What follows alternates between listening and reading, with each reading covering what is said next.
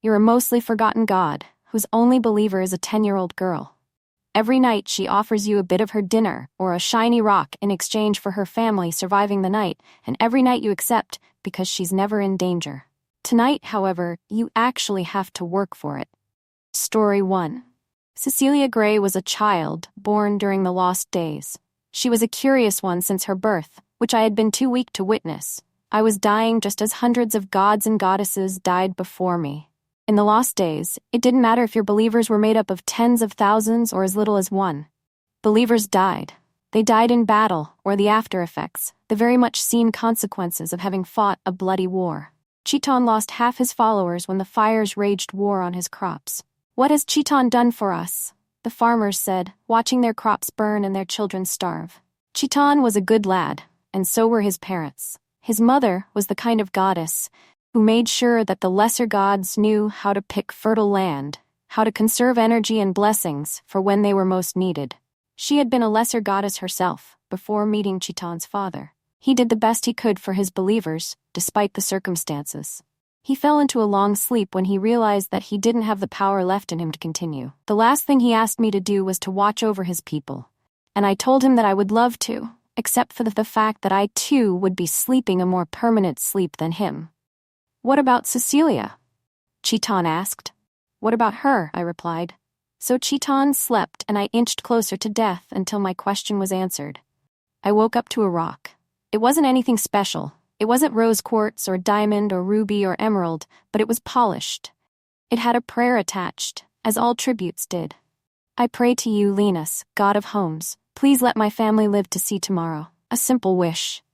Cecilia Gray was the youngest of 8. Her family were farmers. Chiton was always aware of the farmers, and her father had been murdered in a raid a few weeks ago. He left behind 5 daughters and 3 sons. The sons were young. His 3 eldest were all daughters. It was rumored that there would be another raid soon, and so Cecilia Gray sought out anyone or anything that could help. I watched over their family the first night, and there was no trouble, no raids. I watched Cecilia throughout the night as she tossed and turned, waking at any noise. I burned a little energy to do the same. Though Cecilia called me the god of homes, I was a lesser god, and to no specific name. I had few talents, but staying awake was something any god could achieve with even a tenth of a tribute. "I pray to you, Linus, god of homes. Please let me family live to see tomorrow." Granted, I thought. I burned her energy, staying awake, watching the horizon for signs of attack. None happened, and Cecilia slept a little more soundly through the night. Now I had nearly 2 days of energy to burn and live, adding to my stockpile of barely a week. Days passed, and I collected the energy, praying to Cecilia myself that she wouldn't forget to make the wish. She never did. A month passed, and I was that much stronger now. With more energy to spare, I could afford to establish a few rules on her home. If I spent enough time in one location, I could spend energy to fortify its defenses. The returns were marginal, but it could buy a day at most, but that was years off. Currently, I could spend all of my energy to protect Cecilia and her family for at most an hour. Cecilia spent most mornings collecting rocks and sleeping throughout the night. Her family's farm had recovered slightly, and the boys were growing stronger themselves. One night, I saw a light from afar. A village over, closer than that, I saw plumes of smoke follow shortly after, and I knew it to be trouble. I burned some energy right away, 10% of it if I had to guess. I shook the home and fortified its walls so that it could, at the very least, withstand a battering ram or the blast of a trebuchet. This woke Cecilia, who still slept lightly. Better, but lightly yet. She stayed still in her bed, and the lights from the village over grew closer. I couldn't wake her, send her a message, or do anything to alert her. I was a lesser god after all. The lights grew closer, and I realized there was one thing I could do. I took the rocks that Cecilia collected and rearranged them outside her home, closer to the path she took to get to the quarry. I inhaled a deep breath before I burned the energy I had, all of it. "Chiton," I said, "the Gray's farm have recovered, and it's about time you perform your proper job. I've watched over Cecilia, and now I pray to you to protect her and her family." Dying was a simple thing even for gods, quite different than waking up or falling asleep, and I heard Chiton's response when I slept permanently. I felt Chiton's power rush through the land. He split the ground apart, the raiders falling through, their light dying the same way I did. Cecilia would wake up the next day and find a message waiting for her. "Thank you." Story 2. Her tiny hands were joined together. Dear cattle god, today my friend and I threw rocks in the river. I threw a rock, but she came in between and got hit. I'm so sorry. She is safe now, but she cried a lot. She opened her eyes, took a small shiny pebble from her pocket, and placed it on the windowsill in front of her. She closed her eyes again. I knew you saved her, cattle god. You were there. I could feel it.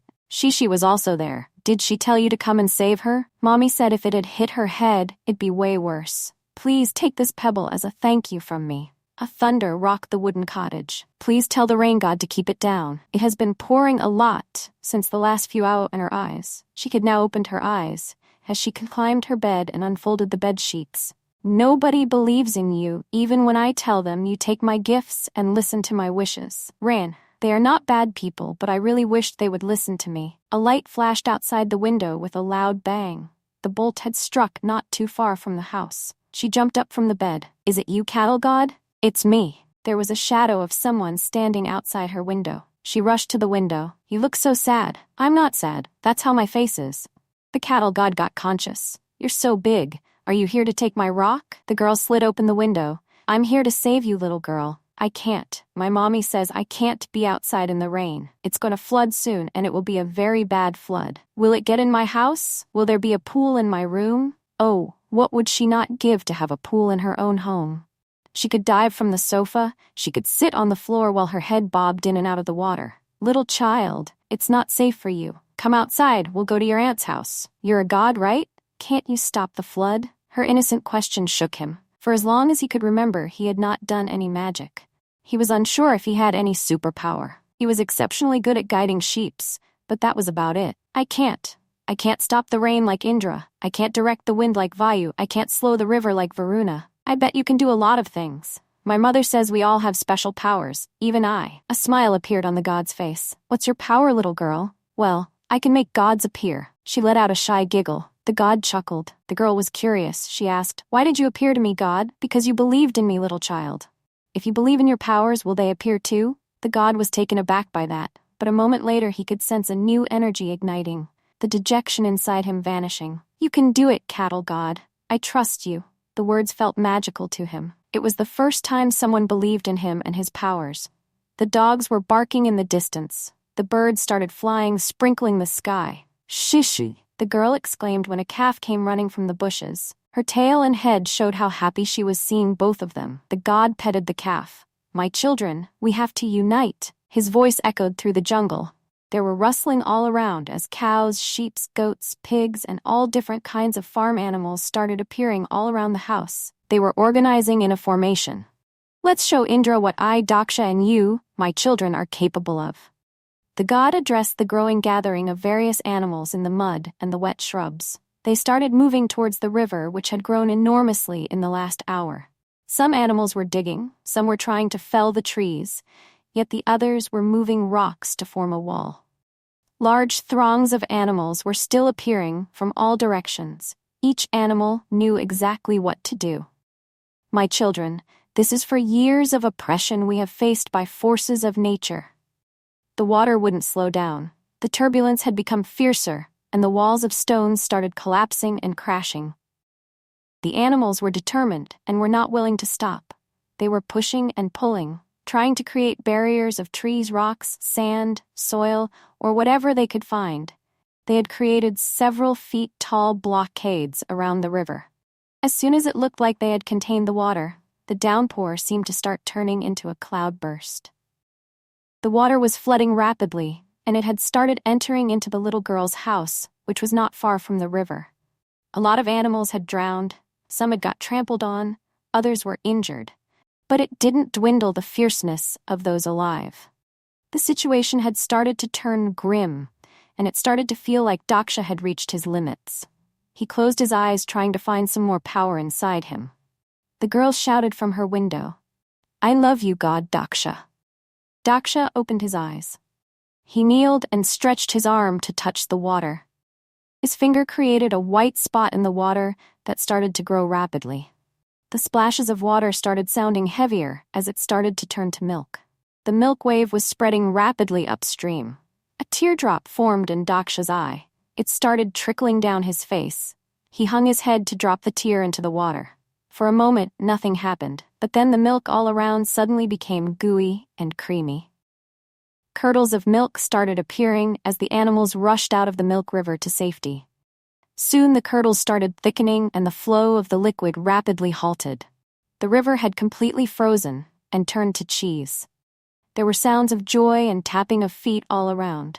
Calves jumped, piglets chased their tails, baby sheep rolled around, and goats held their younglings from jumping on their siblings. Daksha approached the window, finding an excited little girl, clapping and celebrating. "Thank you, young girl, you believed in me. I'm not sure if I existed before you thought of me. I owe my powers to you." Story 3. Forgotten by the masses, there is only one who is worthy of my loyalty. In my weakened state, she shared what little food she had. Where my den had been robbed, she brought me new treasures to hold. Her selfless nature, a blessing upon those in her presence. With such care, I have grown stronger. Still connected to spiritual channels, I have heard a troubling rumor. A demon has planned to sweep across her village, dragging as many souls possible with it back to hell. This selfless child who lives with love continues her day happily, unaware of the danger she and her family are now in. A smaller version of the powerful being I once was. Tonight evil will come, and I will be ready. Directly in the path of danger, I plan to act as a shield over her home. I owe her my protection. I just hope her faith is strong enough to carry on, once they wake up and find everyone else gone. Story 4. "Goddamned girl," I thought as I hastily made my way back to my realm. "Jackson, go make sure Alex got the records stored properly. I can never tell if he is actually listening to me or just playing with his tablet. Janice is going to be the death of me," I thought as Jackson ran off to do my bidding. Of course, I'd be dead if Janice was dead anyways. She is the last believer in me in the universe. Once she is gone, so am I. Also, she is 12. Don't ask me how she came to find out about me, but she did. She offers me delicious little portions of mac and cheese or some really cool shiny things, and in exchange, she asks me for her and her family's safety. And that's cool and all, considering they live in a relatively safe suburb and don't really go out too much. But all of a sudden, they've gone on some family vacation, and now it's just been one thing after another. The first thing I had to fix was when their plane got struck by lightning when flying over the Atlantic. How often does that happen? I had to personally go out there and put the fires out to make sure their plane made it to Greece. Then, at the airport, they got in a car with a taxi that was actually a car from a sex trafficking ring, so I caused them to get a flat tire on the way out, and they had to find another ride. And this last time, 2 of them got bitten by a snake. 2 of them. Holy shit, snake bites are one of the hardest for me to deal with. I had to make sure a nearby hospital had the anti-venom and call an ambulance out to their location because they were just going to walk it off. As if they could just walk off a bite from a nose-horned viper. That last one was really taxing on me as I had to basically retcon the anti-venom. I can only do that 2 times a year max. I just hope they'll be more careful for the rest of this vacation as I can't really spend much more time on this with my limited power.